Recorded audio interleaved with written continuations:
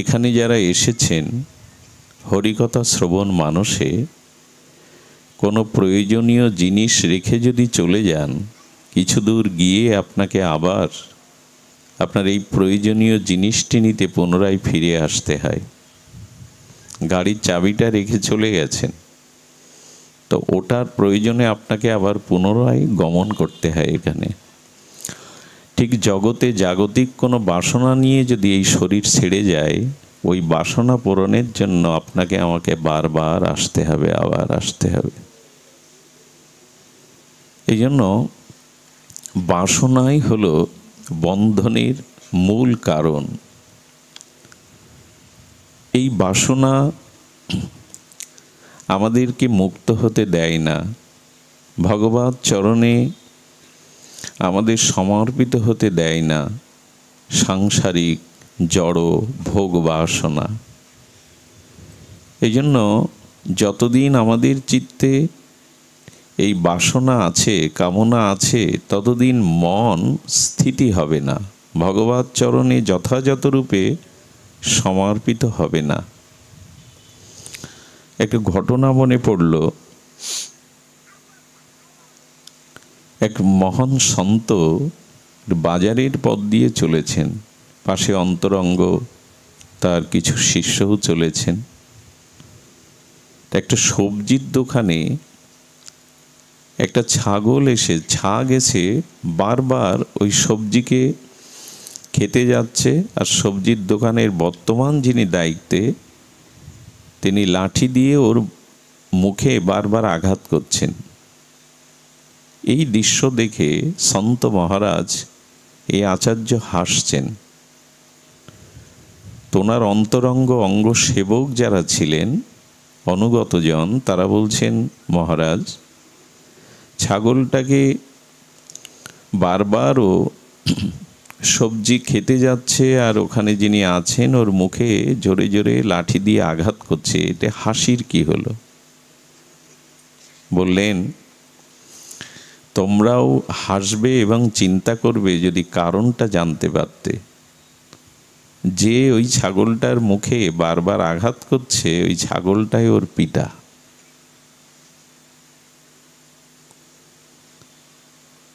এটা ওই ত্রিকালজ্ঞ মহান আচার্য উনি হাসছেন, তার কারণ যিনি ওই দোকানে বসে বসে ছাগলটাকে মারছেন, উনি ওনার পিতা। গত জন্মে এই সবজির ব্যবসা করেই উনি ওদের লালন পালন, সংসারে আর্থিক উন্নতি ঘটিয়েছিলেন। এখন ওই সবজির চিন্তা করতে করতে, ও জাতীয় বিষয় চিন্তা করতে করতে মৃত্যু হওয়ায় ওই দোকানের প্রতি, সবজির প্রতি তার আসক্তিতে সে সাগ হয়ে বারবার ওইখানে আসতে চায়। আর এটি তার পুত্র জানে না যে তার পিতা জানলে কি আর মারত? তো বাবাজি মহারাজ হাসছেন আর বলছেন, এই দেখে শিক্ষা নিয়ে নাও, জগতে যে কামনা নিয়ে শরীর ত্যাগ করবে, ওই কামনা পূরণের জন্য এইভাবেই হয়তো বারবার আমাদেরও আসতে হবে। এই জন্য সংসারে যদি কামনা বুকে নিয়ে মরি, বাসনা বুকে নিয়ে মরি, শেষ সময়ের চিন্তা যদি অন্তিম চিন্তাটা হয়, তাহলে কিন্তু একটি বিপদ আছে। বিপদ, আমাকে ওই কামনা পূরণের জন্য বারবার সংসারে গতাগতি করতে হবে। এজন্য আচ্ছা, বাসনা মানে বিষয় বৈভব থাকতে নেই এমন বলা হয়নি। আপনার অর্থবিত্ত, পদ, প্রতিষ্ঠা, সংসার থাকুক, কিন্তু আসক্তিটা কমাতে হবে। একটা দৃষ্টান্ত মনে পড়ল। আমরা রেল স্টেশনে লক্ষ্যে বা যেখানে যেতে চাই, যাওয়ার জন্য ট্রেনে কিছু বিলম্ব থাকলে অপেক্ষা করতে হয়।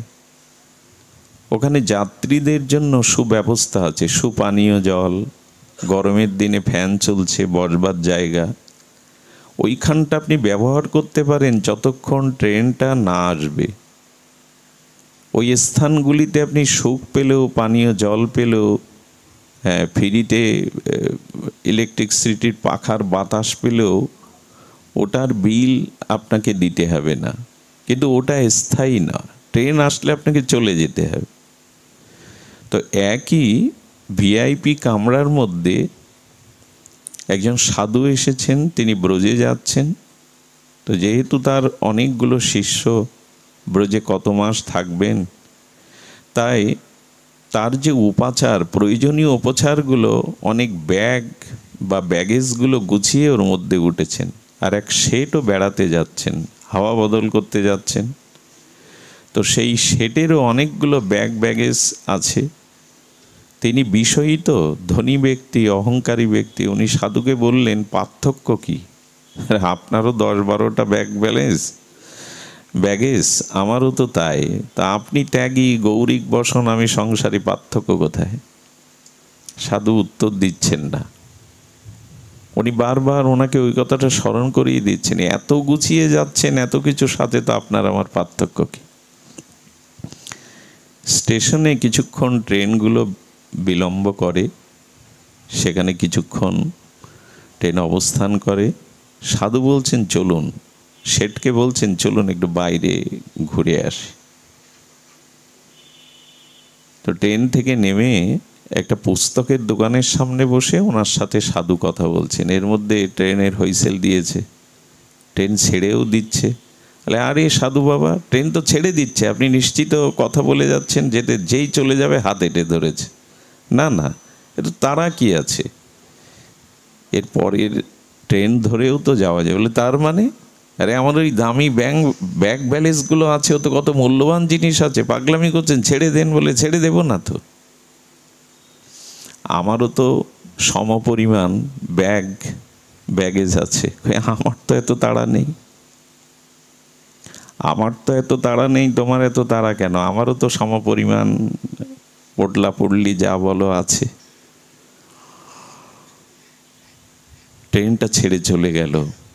উনি তো বিরক্তি হয়ে বারবার অসন্তোষ প্রকাশ করতে লাগলেন। পরে ট্রেন ধরে আগামী স্টেশনে গিয়ে তখন বললেন, দুজনের সমপরিমাণ ব্যাগেজ থাকলেও তুমি যতটা ছটপট করেছো, চিন্তা করেছো, আমি কিন্তু করিনি। পার্থক্য এখানেই, তোমারও আছে আমারও আছে, কিন্তু ওই বস্তুর প্রতি আমার অতটা আসক্তি নাই, ওটা আমি ছেড়ে দিয়েছি মনে মনে। এখন ধন থাকবে না, পরিজন থাকবে না, বাড়ি গাড়ি থাকবে না, এমন বলা হচ্ছে না। থাকুক পদ্মপত্রের মতো, জলেই থাকো, জলেই জন্মাও, কিন্তু জলকে নিজের মধ্যে টেনে নিও না, আসক্তিটা নিয়ে বেছো না। তাহলে ওই আসক্তির ঘোর পাকে তোমাকে বারবার জন্ম মৃত্যুতে আসতে হবে। এই জন্য দেখুন, আসক্তি যদি ত্যাগ করতে পারেন, খুব মূল্যবান একটি কথা, আসক্তি যদি ত্যাগ করতে পারেন, আপনাকে বনে যেতে হবে না। একটু স্মরণ করিয়ে দেই, আমাদের আদি পিতা এবং আদি মাতা মনু এবং শতরূপা, এটা আমাদের জানা। এই ব্রহ্মার মানসপুত্র মনু বহু বছর রাজত্ব করেছিলেন। ওনার মনে হয়েছিল রাজত্ব করতে করতে তো ভজন হলো না, ত্যাগ বৈরাগ্য হলো না। এই জন্য স্ত্রীকে নিয়ে মনু রাজত্ব ত্যাগ করে উনি নৈমিষারণ্যে ভজনের জন্য গিয়েছিলেন। এবং এই মনু শতরূপে সহস্র সহস্র বছর ভজন করে ভগবানকে পুত্ররূপে কামনা করেছিলেন। আর এই মনু শতরূপায় ত্রেতাতে চক্রবর্তী সম্রাট অযোধ্যা নৃপতি দশরথ এবং কৌশল্যা হয়ে জন্মায়। তপস্যা করে ভগবানকে তারা পুত্ররূপে পেয়েছিলেন। এখন মনু মহারাজের ত্যাগ বৈরাগ্যের জন্য বনে গমন করতে হলো, নৈমিষারণ্যে। কিন্তু রাজর্ষি জনক রাজা হয়েও ঋষি, ওনাকে বনে গমন করতে হয়নি।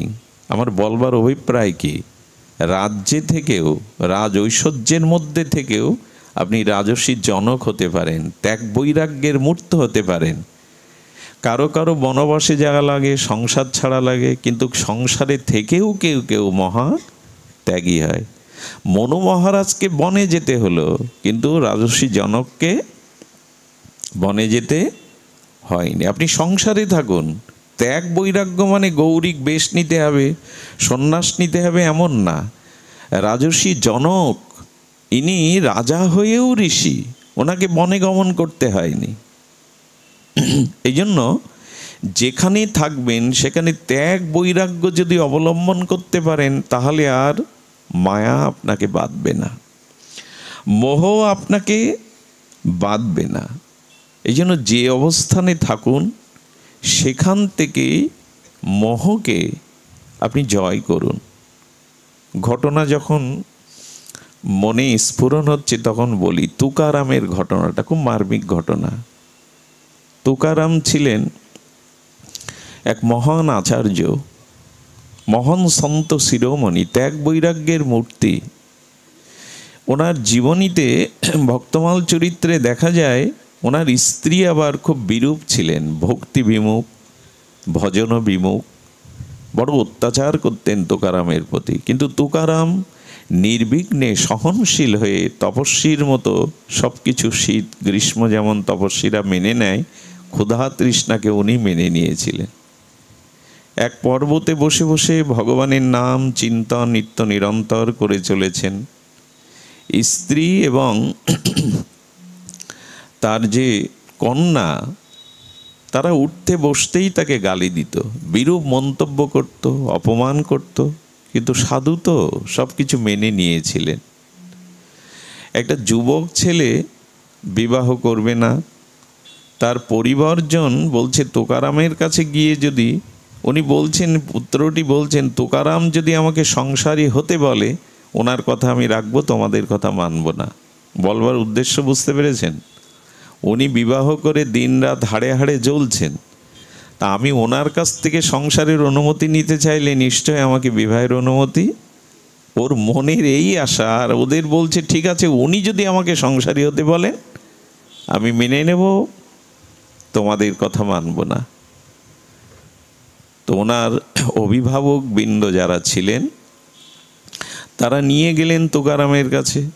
তুকারাম ওর দিকে তাকিয়ে বলছেন, হ্যাঁ আমি অনুমতি দিচ্ছি, তুমি বিবাহ করো।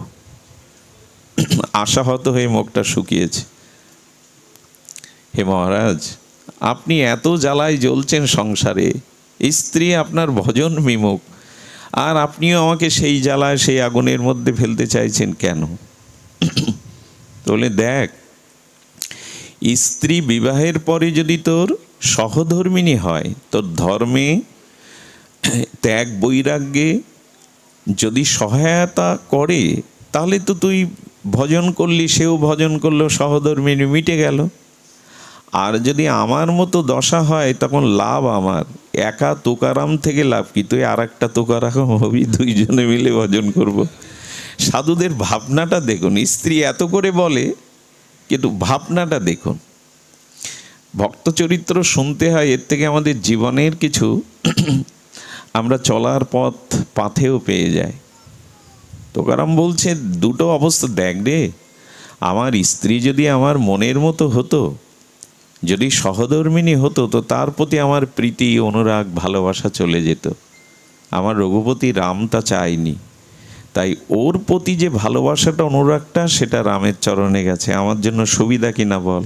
আচ্ছা, এইভাবে যদি ভাবেন তাহলে কিন্তু আর আপনার যন্ত্রণা পেতে হবে না, জ্বালা পেতে হবে না, একটা মীমাংসা আসবে। অতিরিক্ত যদি আসক্তি আসতো তাহলে আমাকে প্রভুর চরণে, আমি এই যে দিব্যি বসে ভগবানের গুণকীর্তন করছি, সম্ভব ছিল না। সাধুর বাক্যের মধ্যে শক্তি সঞ্চারিত হয়, সবার কথার মধ্যে শক্তি সঞ্চারিত হয় না। যিনি যেমন আচরণ করেন, যার যেমন অনুভূতি, ভজন অনুভূতি, তার শব্দের মধ্যে ততখানি শক্তি সঞ্চার হয়। ছেলেটা মীমাংসা পেয়ে চলে গিয়ে সংসারী হলো। ইতিমধ্যে একটা ঘটনা ঘটে গেল, তখন ওখানে একটা অকাল দেখা দিয়েছে, খাদ্যের দুর্ভিক্ষ। এবং এই দুর্ভিক্ষে তুকারামের স্ত্রী এবং কন্যা মারা যান। এই সংবাদটা তৎকালীন ছত্রপতি শিবাজি, যার নামটা আপনারা শোনেন, এই ছত্রপতি শিবাজির কানে চলে যায়। তুকারাম এমন সন্ত সাধু ছিলেন যে ছত্রপতি শিবাজি মাঝে মাঝে ওনাকে দর্শন আশীর্বাদ নিতে আসতেন। সুধীজন, তুকারামের স্ত্রী দুর্ভিক্ষে খাদ্য অভাবে মারা গেছে তার কন্যা স্ত্রী, এটি শুনে ছত্রপতি শিবাজি তার মন্ত্রীকে পাঠিয়েছেন, কিছু ব্যবস্থা করে এসো। খুব ধ্যান দিয়ে শুনুন ঘটনাটা, রাত হয়েছে, অনেকের চোখে ঘুম আসতে পারে, ধ্যান দিন। তুকারামের কাছে এসে উনি যেখানে ভজনস্থলী ভজন করতেন বললেন, ছত্রপতি শিবাজি করুণা করে আপনার চরণে প্রণাম পৌঁছেছে, কাজের ব্যস্ততায় উনি আসতে পারেননি, এই জীবাধমকে পাঠিয়েছেন, উনি বড় ব্যথিত, আপনার কন্যা আপনার স্ত্রী দুর্ভিক্ষে খাদ্যভাবে মারা গেছে, উনি আপনার জন্য কিছু ব্যবস্থা করতে চেয়েছেন, অর্থ মণিমাণিক্য জমি জমা কিছু ব্যবস্থার জন্য অনুমতি চেয়েছেন। তুকারাম তখন বলছেন, আমি এটা স্বীকার করতে পারবো না। এই দেখুন প্রকৃত ত্যাগী, প্রকৃত সাধুদের মহিমা। ছত্রপতি শিবাজি সারা ভারতে তখন একজন মহান পুরুষ। আজও ভারতবর্ষের মানুষ তাকে দেবতা সম শ্রদ্ধা প্রণাম, এবং তার ইতিহাস, ছত্রপতি শিবাজির ইতিহাস যারা পড়েছেন জানেন কত বড় তেজস্বী মহামানব, এত বড় স্বাধীনতা আন্দোলনে ওনার যে ভূমিকা, ওনার যে বীর্যবত্তা স্বর্ণাক্ষরে ইতিহাসে লেখা আছে। তখন ছত্রপতি উনি, তো তখন বলছেন, দেখো ছত্রপতি শিবাজি কি ও বলবে, আমি ওনার কোনো কিছু স্বীকার করতে চাই না, আমি ওনার কোনো কিছু স্বীকার করতে চাই না। বলে কেন চান না? খুব মন দিয়ে শুনুন। উনি তখন বলছেন, তাহলে তোমাকে দুটো কথা বলি, জগতে যত পাপ মানুষ করে সেই পাপের মূল কারণ কি? কথাটা খুব ধ্যান দিয়ে শুনুন, সেই পাপের মূল কারণ কোনটি? তুকারাম বলছেন ওকে, আমি কি এসব খবর রাখি? তত্ত্ব তো আপনারাই জানেন, তত্ত্ব তো আপনারাই জানেন। পাপের মূল কারণ কি? পাপ কোনগুলি? আগে একটু বলেছি, ধ্যান দিয়ে শুনতে। জানেন, পরস্ত্রীতে গমন একটি পাপ, মদ, নেশা দ্রব্য, গাঁজা মদ এগুলি খাওয়া একটি পাপ। আচ্ছা, লোকের বা আত্মীয় স্বজনের শরিকের সম্পত্তিকে ফাঁকি দিয়ে নেওয়াকে পাপ। আচ্ছা, বিলাসিতা করে, মানে অবৈধভাবে অর্থ রোজগার করে বিলাসিতা করাও একটা পাপ। তো এভাবে পাপ তো অসংখ্য, অগণিত। আপনারা লক্ষ্য করেছেন এই পাপগুলির মূল কারণ কি? যখনই কোনো মানুষ পাপ করে তার পেছনের মূল কারণ কি? তার মূল কারণ খুঁজে দেখবেন অর্থ। অর্থ ছাড়া আপনি মদ, নারী, জুয়া, পাশা, তাস এগুলি পাবেন না। কতটি ধ্যান দিন। তুকারাম বলছেন যে কোনো পাপের পিছনে অর্থ একটা বড় কারণ। অর্থ না থাকলে আপনি ওই কাজগুলি সহজে করতে পারবেন না। আচ্ছা, যাদের অর্থ নেই তাহলে তারা পাপ করে না বলে এমনও নয়। যাদের অর্থ সামর্থ্য নেই তাদের দ্বারা পাপ হয়, তাদের দ্বারা পাপ হয়, তার কারণ হলো লোভ। যাদের অর্থ নেই তারাও পাপ করে, তার মূল কারণ হলো লোভ। তার ভিতরে লোভ রয়ে গেছে, ওর আছে আমার কেন, আমারও যেভাবে ও হতে হবে। চুরি, ডাকাতি, ছিনতাই, খুন, এটা লোভের বশবর্তী হয়ে সে পাপ করে। পাপের দুটো মূল কারণ হৃদয়ে লিখে নিন আজ, অর্থ এবং লোভ। যে কোনো পাপের মূল কারণ, পেছনের কারণ এই দুটি। তো সাধুদের কি সতর্কতা দেখুন। তুকারাম বলছেন, ছত্রপতি শিবাজিকে আমি সম্মান করি, কিন্তু তার কোনো অর্থ সম্পদ আমি নিতে পারবো না। নিলে হয়তো আমার মনটা রামচরণ থেকে দূরে সরে যাবে। একটা জিনিস বলি, অর্থ যাদের আছে তারা যদি সৎসঙ্গ না করে, তারা যদি সাধুগুরু বৈষ্ণবের প্রতি শ্রদ্ধাশীল না হয়, তাদের দ্বারা যদি মঙ্গলময় কোনো কর্ম না হয়, তবে ওই অর্থ যে তার অভিশাপের কারণ হবে এটা লিখে নিতে পারেন। অর্থ, এদিকে ধ্যান দিয়ে শুনুন, অর্থ যাদের আছে ওটা যদি সৎকর্মে না লাগায়, ভগবৎ কর্মে না লাগায়, অন্যের হিতার্থে, পরকল্যাণার্থে, মঙ্গলময় কাজে না লাগায়, ওই অর্থ যে তার অবশ্যম্ভাবী পতনের কারণ হবে। অর্থ আছে, সংযোগ করো সতের জন্য, মহতের জন্য সৎ কাজে সংযোগ করো, তাহলে ওই অর্থ দ্বারা পাপ থেকে তুমি মুক্ত হতে পারবে। অর্থ শুধু জমিয়ে গেলে, অথচ সতের সাথে, সৎসঙ্গের সাথে, মঙ্গলময় দান ধ্যান কর্মের সাথে তোমার যুক্ত নেই, অর্থ তোমাকে ধ্বংস করবেই। ইতিহাস খোঁজ করতে আপনাকে ইতিহাসের পাতা উল্টাতে হবে না, চারিদিকে তাকিয়ে দেখুন এমন ঘটনা আপনার চারপাশেই আছে। অর্থটা সৎ উপযোগ করতে হয়। অর্থের যিনি অর্থবান ধনী, তার যদি ভগবতের সাথে সম্বন্ধ থাকে, শ্রীগুরুর সাথে সম্বন্ধ থাকে, এবং তিনি যদি সৎসঙ্গে তার অপার তৃষ্ণা এসে থাকে, ব্যাকুলতা এসে থাকে, তবে সে বেঁচে যাবে। নাহলে ওই অর্থই একদিন তার অভিমান, অহংকার এগুলির কারণ হবে। দেখুন, এই জন্য জীবনে ত্যাগ দরকার। আমি আগেও বলেছি, মহাভারতের যুদ্ধ কেবল 5টা গ্রাম দিতে চায়নি। দুর্যোধন মহা অভিমানী অহংকারী 5টা গ্রাম পঞ্চপাণ্ডবদের দিতে চায়নি সিংহাসনের লোভে। এই জন্য তো কুরুক্ষেত্র বাঁধল। আজকে যদি রামের ভাই ভরত থাকতো দুর্যোধনের জায়গায়, তাহলে কুরুক্ষেত্র বাধ্য না। ওখানে 5টা গ্রামের জন্য 65 কোটি লোক মারা গেল। মহা রণাঙ্গনে কুরুক্ষেত্রে রক্তেচ্ছদ বয়ে গেল। কত কত রমণীরা বিধবা বৈধব্য বেশ ধারণ করলো, কিন্তু অযোধ্যাতে সিংহাসনে কাউকে বসানো গেল না, না রামকে না ভরতকে। পাদুকা ওখানে সিংহাসনে বসানোর জন্য জোর করা হচ্ছে, কিন্তু সবাই ত্যাগী, রামও ত্যাগী, ভরতও ত্যাগী। এখানে 5টা গ্রামের জন্য কুরুক্ষেত্র, আর ওখানে অযোধ্যার মতো সিংহাসনে কেউ বসতে, ভরত যদি থাকতো যুধিষ্ঠিরের পাশে, কুরুক্ষেত্র হতো না। আর যদি রামের পাশে দুর্যোধন থাকতো, তাহলে ওখানে রামায়ণ না হয়ে মহাভারত হয়ে যেত। প্রয়োজন তো ত্যাগ। সেই প্রকৃত সাধু, সেই প্রকৃত মহাত্মা অর্থবিত্ত যদি জগতে তাকে ঢেলেও দেন, আছে আছে কাজে লাগাবে। এই বাড়ির যিনি পরম আরাধ্য শ্রী গুরুদেব, বিশ্ববন্দিত পাবন পদরেণু, প্রপূজ্য চরণ, কেশী উপকণ্ঠে বৈষ্ণব সেবার মূর্তিমন্ত বিগ্রহ শ্রী শ্রীল মুরারিমোহন দাস বাবাজি মহারাজ, আপনারা বিশ্বাস করবেন না, করবেন তো অবশ্যই। ওনার কাছে যত অর্থ আসতো সবই উনি মন্দির সংস্কার, বিগ্রহ প্রতিষ্ঠা, বৈষ্ণব সেবা এতে কাজে লাগেন। জীবনে কখনো ভালো কিছু মুখে দিতেন না। ভালো কোনো কাপড় আমি তাকে কোনো একটা থান পরতো, তাও ব্রজের ধুলি মাখা তামাটে। জীবনে কখনো ভালো জুতা পায়ে দেননি। সারাটি জীবন ছিলেন ধনীর ঘরের পুত্র। কোটি কোটি টাকা তাকে দেওয়ার জন্য উপঢৌকেন সেটেরা দুয়ারে দাঁড়িয়ে থাকতো। যা কিছু পেয়েছেন সারাটা জীবন 108টার বেশি অধিক মন্দির সংস্কার করেছেন, বিগ্রহ প্রতিষ্ঠা করেছেন।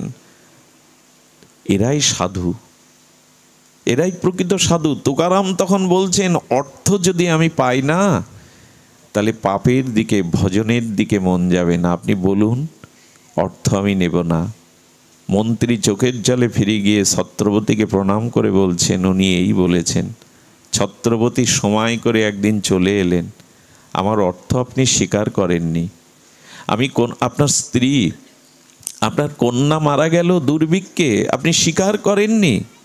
তবে এই স্বীকার আপনাকে করতে হবে, আমাকে আপনার চরণে স্থান দিতে হবে, শিষ্য করতে হবে। আচ্ছা, দেশের প্রধানমন্ত্রী যদি আপনার কাছে এসে বলে আমি আপনার শিষ্যস্ত গ্রহণ করে মন্ত্র দিন, আমরা ছাড়ব তো? ছত্রবতী শিবাজি এসে বলছেন, এটাও স্বীকার করেননি। সাধু মুখে মুখে হওয়া যায়? শুধু বেশ থাকলেই সাধু হয়? এত বড় ছত্রবতী শিবাজি, তাকেও উনি বললেন আপনার গুরু আছে জঙ্গলে, রামদাস। রামদাস আপনার শ্রী গুরুদেব, নির্ধারিত গুরুদেব, চলে যান তার কাছে। দীক্ষা দিলেন না। সেই দিন থেকে আরও শ্রদ্ধা বেড়ে গেল। ছত্রপতি শিবাজি ওনাকে গুরুদেবের ন্যায় সম্মান করতেন মনে মনে। এই জন্য কিছু মনে নেবেন না, ত্যাগ এবং বৈরাগ্য ছাড়া সাধুত্ব টিকে থাকে না। এই ভজন পথে, এই সাধু পথে যাদের যশ খ্যাতি পূজা প্রতিষ্ঠা, বড় বড় শিষ্য করব, সাধারণ শিষ্য করব না।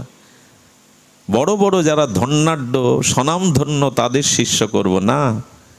যদি এ জাতীয় মানসিকতা আসে, অর্থের প্রতি, নিজ যশের প্রতি লক্ষ্য রেখে যায়, তবে এই আসনটা কলঙ্কিত হবে। এই আসন কলঙ্কিত হবে। যে দরিদ্র মানুষ বাড়ি থেকে 10 টাকা এনে প্রণামী দেয় আচার্যকে, সেই প্রণামী অনেক সময় নিতে চায় না, কিন্তু 500 টাকার নোট পেলে সেটা হাত বাড়িয়ে নেয়, তারা আচার্য হওয়ার যোগ্য না। কে কত আমাকে প্রণামী দিল, কে কত দিল, এই অনুযায়ী তার সাথে ব্যবহার করব, এটা সাধুত্ব না, সাধু সমদর্শী। তো এই জন্য তুকারাম স্বীকার করলেন না। ছত্রপতি শিবাজিকে বললেন, রামদাসজি আপনার শ্রী গুরুদেব, জঙ্গলে চলে যান, আমি আপনার গুরু নই। দীক্ষা দিতে পারতেন না? পারতেন। এই ত্যাগ যার মধ্যে আছে, বৈরাগ্য যার মধ্যে আছে, তাকেই বলে প্রকৃত সাধু।